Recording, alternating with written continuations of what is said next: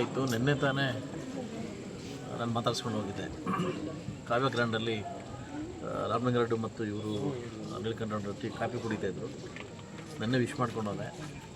ಬೆಳಗ್ಗೆ ಗೊತ್ತಾಗಿ ಈಗ ಇಲ್ಲಿಂದಾಗ ಒಂಥರ ಶಾಕ್ ಆಯಿತು.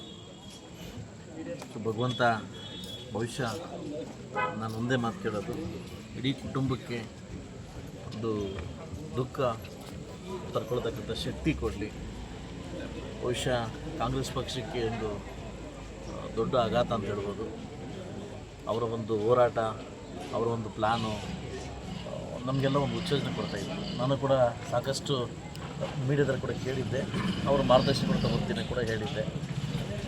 ಸಾಕಷ್ಟು ಬಾರಿ ಹೇಳಿದರು, ಹಿಂದೆ ದಾಟಿಲಿ ವರ್ಕ್ ಮಾಡ್ತಾಯಿದ್ದೀರಿ, ಒಳ್ಳೆಯದಾಗಲಿ ಅಂತ ಕೂಡ ಹೇಳಿದರು. ಇವತ್ತು ಅವರಿಲ್ಲ ಅನ್ನೋ ಕಾರಣಕ್ಕೂ ನಮ್ಮ ತಾಲೂಕು ತುಂಬ ದುಃಖದಲ್ಲಿದೆ.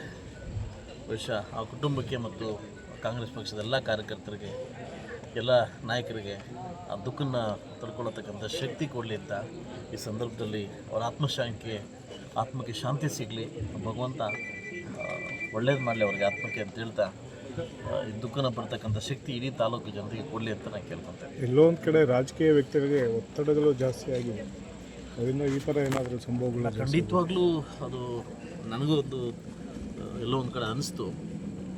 ಲಾಸ್ಟ್ 15 ಡೇಸ್ ಬ್ಯಾಕ್ ಸುತ್ತ ಕೂಡ ಯಾಕಣ್ಣ ವೀಕ್ ಆಗ್ತಿದೆ ಅಂತ ಕೇಳಿದೆ.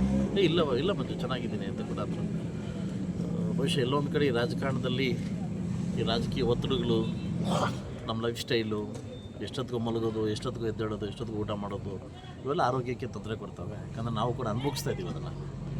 ಬಹುಶಃ ನೆನ್ನೆ ಇದ್ದ ವ್ಯಕ್ತಿ ಇವತ್ತಿಲ್ಲ ಅಂತಂದರೆ ಅದು ಬಹುಶಃ ನಾವು ಇರ್ತಕ್ಕಂಥವ್ರೆಲ್ಲರೂ ನಾವು ಎಚ್ಚೆತ್ಕೊಬೇಕು. ಯಾವುದು ಶಾಶ್ವತ ಅಲ್ಲ ಅಂತ. ಬರೀ ರಾಜಕಾರಣದಲ್ಲಿ ಅವರು ಇವರು ಎಲ್ಲ ಒದ್ದಾಡ್ಸಾಯ್ತೀವಿ, ಯಾವುದೂ ಶಾಶ್ವತ ಅಲ್ಲ. ಖಂಡಿತವಾಗಿ ನಾವು ಮಾಡ್ತಕ್ಕಂಥ ಕೆಲಸದಲ್ಲಿ ನಮ್ಗೆ ಶಾಶ್ವತ ಅಂತ ಹೇಳ್ಬೋದು. ಬಟ್ ನೀಲಕಂಠೇಗೌಡರು ಇವತ್ತಿಲ್ಲ ಅಂತಂದರೆ ಇದು ಬಿಗ್ ಶಾಕ್. ತಾಲೂಕು ನೀಲಕಂಠಣ್ಣವರು ಅವ್ರದ್ದೇ ಆಗ್ತಕ್ಕಂಥ ಕೆಲವು ಇದು ಮಾಡಿದ್ದಾರೆ. ಖಂಡಿತವಾಗ್ಲೂ ಯಾಕೋ ಒಂಥರ ದುಃಖ ತಡ್ಕೊಳಕ್ಕಾಗ್ತಾಯಿಲ್ಲ. ಅದು ಬೆಳಗ್ಗೆನೇ ಗೊತ್ತಾಯಿತು. ಸೆಷನ್ ಮುಗಿಸ್ಕೊಂಡು ನೇರವಾಗಿ ಇಲ್ಲಿ ಬಂದ್ವಿ.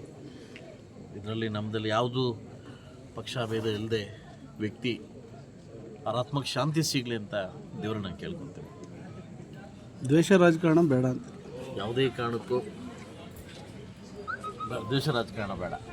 ಖಂಡಿತವಾಗಿ ಯಾರಿಗೂ ಬೇಡ. ಹೆಲ್ತಿ ಅಷ್ಟೇ. ನಮ್ಮ ಮುಳಬಾಗಿಲು ತಾಲೂಕಲ್ಲಿ ಆ ಥರ ಇಲ್ಲ. ಬೇರೆ ತಾಲೂಕು ಹೋಲಿಕೆ ಮಾಡಿದ್ರೆ ನಮ್ಮ ಮುಳಬಾಗಿಲು ತಾಲೂಕಲ್ಲಿ ಆ ಥರ ದ್ವೇಷ ರಾಜಕಾರಣ ಇಲ್ಲ. ನಾವೆಲ್ಲ ಒಂದೇ. ಅಭಿವೃದ್ಧಿ ವಿಚಾರಕ್ಕೆ ಬಂದಾಗ ನಾವೆಲ್ಲ ಒಂದೇ. ದೇವರು ಆ ಕುಟುಂಬಕ್ಕೆ ದುಃಖ ಶಕ್ತಿ ಕೊಡಲಿ ಅಂತ ಕೇಳ್ತೀನಿ. Thank you.